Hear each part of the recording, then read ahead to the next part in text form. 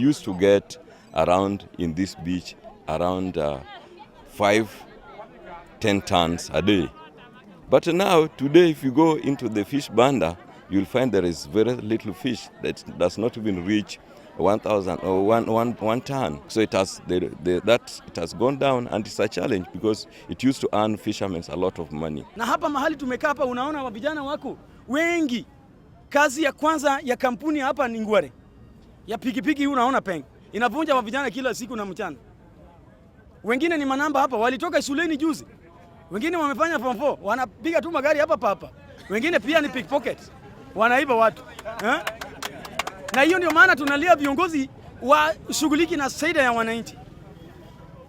The government of Kenya, I hear this, what we call the government of Kenya. It's like the government of Kenya does not exist to this point.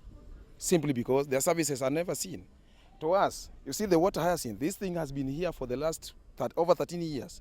That same government we claim to be has been there. We have the Ministry of Tourism. We have the other Ministry of Fisheries. We have Transport and Communication. Actually, there's nothing they are doing. The money has always been released by the World Bank, and they announced through the press that the money is there.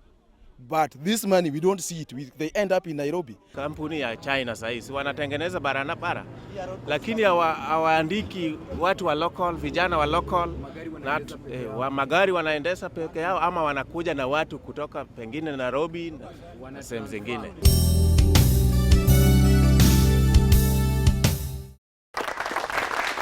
Welcome back to Face the Nation from Kenyatta Grounds in Kisumu County. Got here with us Shakil Shabir, Rosambuyu, Mohammed Aslam Khan, and Jennifer Kere. And the crowd, the audience here is asking some very important questions about the leadership of this country. Go ahead, more questions, sir. Thank you. My name is Councillor Tom Boya from Kondele, the famous Kondele. I'm a representative of the people of Kisumu, for the young people at the Municipal Council of Kisumu. Let's go. One important thing that I want to share, one is to thank K24 for being here in this session. And I think it's a very important session for our people, especially when it's done at the public arena like such. One important thing is that as leaders then, we have to be accountable to the people in which we were elected and the platform in which we offered ourselves for elections. And I want to say that as the leadership in this town, the leaders must be accountable on their own volition. Because I know most of the leaders have always accounted themselves on the platform of the leadership, of the top leadership. And every time that they want to talk about what they have done, they've always mentioned the name of the top leader.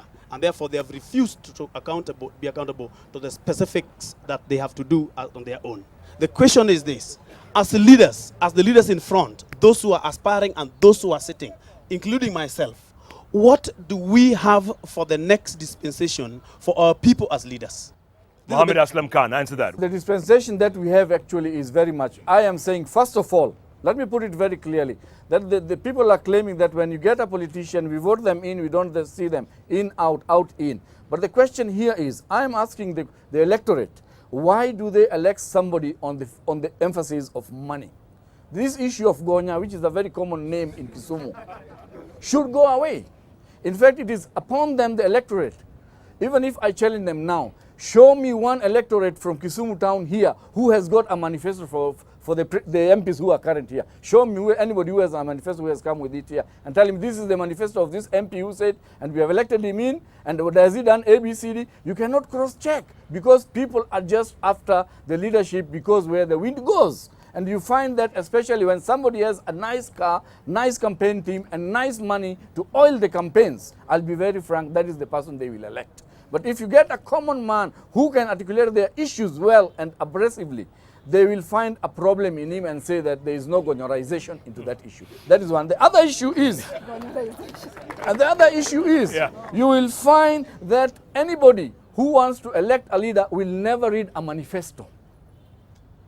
Even like including the party manifesto, which is very important. That is the background rock of politics. If you know that my leader who I am going to elect has said that he is going to do A, B, C, D, E, this is the right person. Then you ask him a question in such an open era like this and say, show me what you are going to do. You question the leader before you elect him. But here are issues whereby leaders want to campaign at night and daytime you don't find. They're just doing what we call nocturnal politics. So what I'm saying is let the electorate also wake up. We have enough civic education, and these are a learned lot. These are people, you know, UK is known for learned people. So that they come out and distinguish between a leader and a money leader. And even under the new constitution, there's this chapter that talks about integrity. Yes. Right? How many of them are going to pass that litmus test? That How is many what of them? we want. That's what we want the electorate to look at them and say that whether ethically these people have got the integrity to make a test to pass that one, so that you say that that is a leader without having a baggage somewhere there or holding onto a tailcoat of somebody being a politician. Jeff, I think for the next dispensation, Kisumu County and by extension Nyanza Province must have accountable leadership.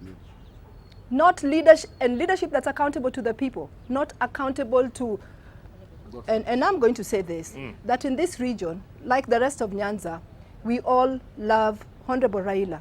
And you will find that anybody who wants to contest will go out to the people, and the only thing they're accountable or they talk to the people about is their loyalty to Honorable Raila.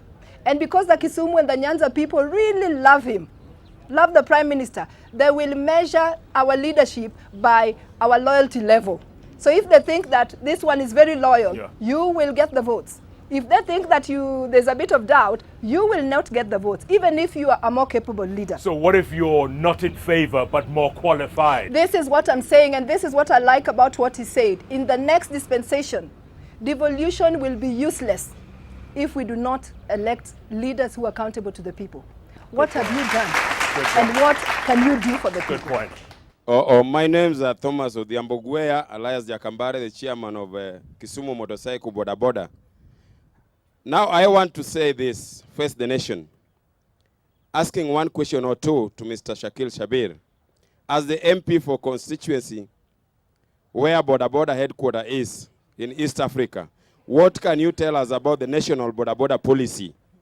Second, why do you take civil and non-thugs to Rwanda to see the bad side of impunity and what the war cost in Rwanda? And why can't you take the thugs and perpetrators of real war here in Kisumu so that when they come back saved people? And the last one, yeah, that one I'm saying because recently the councillors went to Rwanda and they are very civil. You look at them, they are very civil people. They can't even harm a fly. Yes. Lastly, I'm asking, what I'm happy Aslam Khan, my brother Aslam Khan touched on it. What are the MPs of this region going to do on the issue of Gonya? The issue of Gonya is a Luo vocabulary. You will get to know it. Thank you. The issue of Gonya and our culture of non-saving. We want an MP who can build on a culture of non-saving so that we can save and we can invest, because you cannot invest if you are not saving. So lastly, I'm saying that I've not received any penny from Shakil Shabir, but I want to say this. Shakil Shabir is one of the MPs in the area who are using bursary where it is needed. That one, you will attest to it. Bursary is one of the MPs who is really helping our children to get the knowledge in the school in the terms of bursary. Thank you. Okay. But you still want your questions answered, right? Yeah. Okay. Aslam Khan, you go first. He actually pointed direct, but I can answer that one and take it right. The question here is the way he's putting it and saying it very clearly.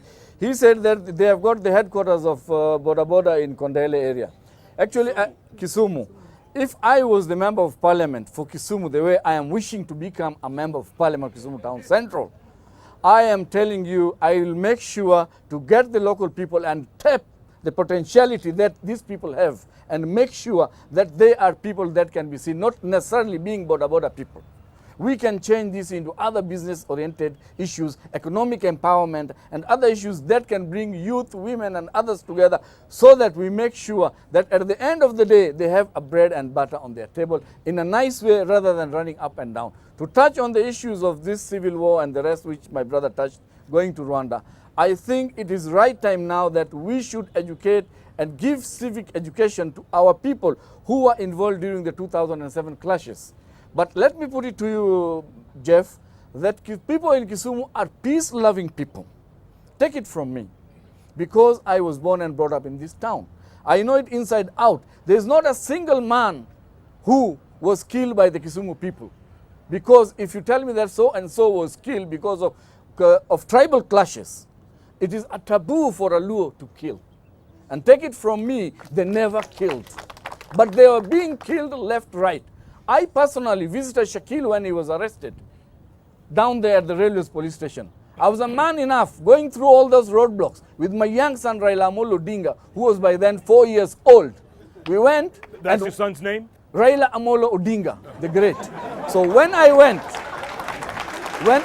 I've named him after a very patriotic Kenyan, a shrewd person. So when we went there, and he will bear me witness, because the police did not want him to make phone calls. I made sure Raila Amolo Odinga had a phone in his pocket and went and saw him with medicine. He can testify here. And then he spoke to the world, he's arrested. Okay. So that's why I'm saying our people are working all round the clock to make sure Kisumu was a safe place. But because the police and other forces within the government came in to destabilize our city, it was a peaceful city. So where does the stone throwing come in? Because you people see, love throwing stones. Let me put it to you, Jeff. Huh? It is a very open secret. If you, today, you push me to the wall, what is the next weapon that I have on the ground?